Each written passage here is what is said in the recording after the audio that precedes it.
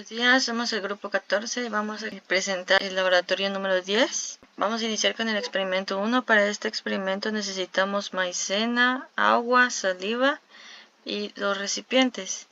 Primero, en cada recipiente se colocó media cucharada de maicena. En el recipiente 1, 2 cucharadas de agua y en el recipiente 2, 2 cucharadas de saliva.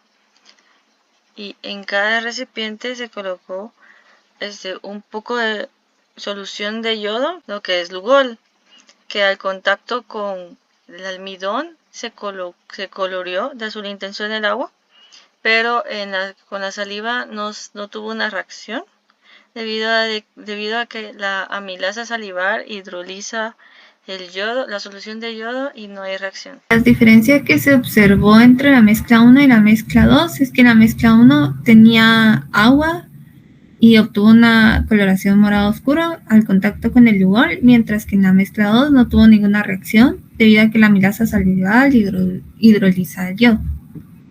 ¿Observó alguna variación? ¿Y a qué se debe esta discrepancia?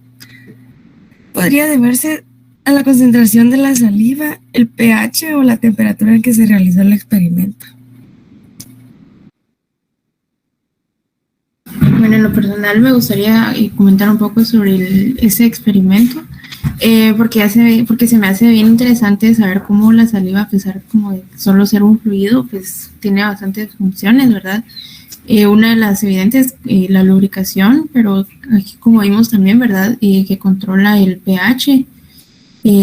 También podemos ver que ayuda en la digestión, también en el proceso de la masticación y a que se forme el bolo alimenticio. Entonces, algo que me llamó mucho la atención saber de esto, más que nada sobre la saliva, es conocer todas la cantidad de proteínas que tiene, ¿verdad? Que se han descubierto alrededor de 309. Obviamente algunas tienen más relevancia que otras, entonces, investigué algunas y nos decían que las que tienen más relevancia son bastantes, entonces las voy a mencionar. Las mucinas, que son glicoproteínas, la glutenina, que son glucosiladas, las proteínas ricas en prolinas, que son básicas o ácidas, las inmunoglobulinas, que también son glicoproteínas, las lisocimas, que son catiónicas, las peroxidasas, que ayudan en la formación de compuestos bactericidas, la alfa-amilasa, que es una metaloproteína que se une al hierro, la estaterina, las cistatinas, que son fosfoproteínas, y también por último las cistatinas, que son péptidos antimicrobianos.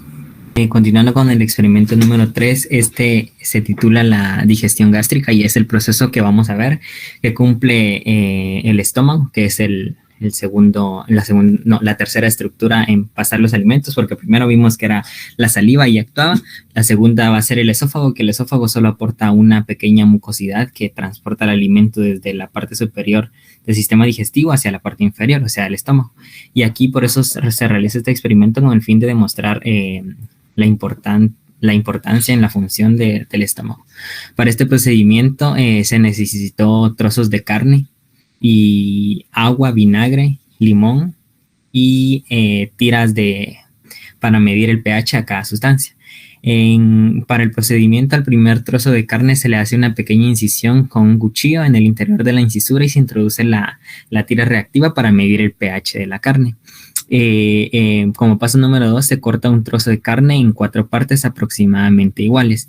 Esas 4 pedazos de carne, el primero se va a dejar íntegro. Eso quiere decir que no se va a triturar, no se va a cumplir la función que llevan los dientes. Las otras 3 sí se van a triturar, se van a partir en pedacitos y se van a colocar en los otros 3 recipientes. El primero, que va a contener 50 mililitros de jugo de limón, el segundo, que va a contener 50 mililitros de vinagre, y el tercero, que va a contener 50 mililitros, pero solo agua. Va a ser nuestro control para ver qué es lo que está pasando. Al transcurrir 6 horas se le toma el pH y al partir de las 12 horas se toma el pH de cada sustancia para ver el estado de la carne. En sí vamos a ver que tanto el jugo de limón como el jugo de piña actúan como como el inicio de la desintegración de la proteína, que es la carne en este caso que estamos haciendo, pero no la desintegra totalmente porque no estamos colocando ácido clorhídrico directamente, que es el que está secretado por las células parietales del estómago. Entonces, como resultado vamos a contestar de una vez la pregunta. Dice, ¿observó alguna diferencia entre el contenido de las 4 recipientes? Sí. Comenzando con el primero, que solo tenía que no lo habíamos triturado, o sea, no había pasado por ese procedimiento de trituración por los dientes, sino que como que solo bajó al estómago. Vamos a ver que a menor superficie, como la carne no está triturada, no ha sacado todos sus alimentos, sus nutrientes, no ha sido triturada bien, no tiene mayor superficie. Entonces el ácido, en este caso jugo de limón o de piña, no logra cubrir toda la carne en el interior y queda cierta parte que no entró en proceso de digestión. Al contrario de los otros que están trituradas, entonces esos ya comenzaron el proceso de digestión. ¿Por qué? Porque los dientes cumplen una función esencial en el momento de la trituración. Y la otra pregunta dice, ¿a qué se deben las variaciones de los recipientes? Que como les estaba diciendo, especialmente en el estómago se secreta el ácido clorhídrico, que se encarga de la degradación de estos alimentos, y en el recipiente número 4, que era nuestro control, que solo tenía agua, pues ahí vamos a ver que el agua solo va a actuar como un ablandador, o sea, no va a tener mayor función en la digestión gástrica. Gracias. Con el experimento 3 tenemos a la digestión intestinal.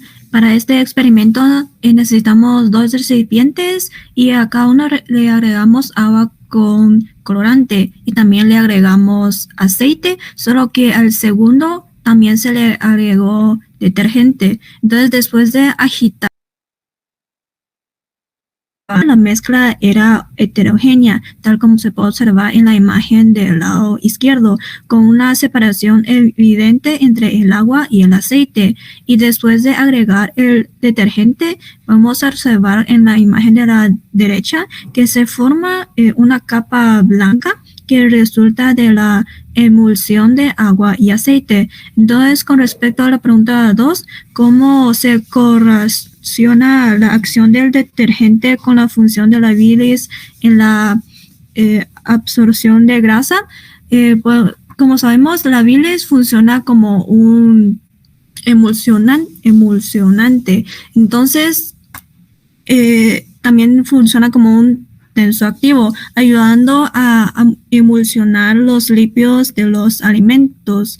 Entonces, los aniones de los sales biliares son hidrofílicos por un lado e hidrofóbicos por el otro. En consecuencia, tienden a agregarse alrededor de las gotas de lípidos, tales como los triglicéridos y fosfolípidos, para formar micelas, con los lados hidrofóbicos hacia la grasa y los lados hidrofílicos hacia afuera. Eso proporciona un área de superficie mucho mayor para la acción de las enzimas lipasa pancreáticas. Y eso es lo que ayuda a digerir los triglicéridos. Muchas gracias.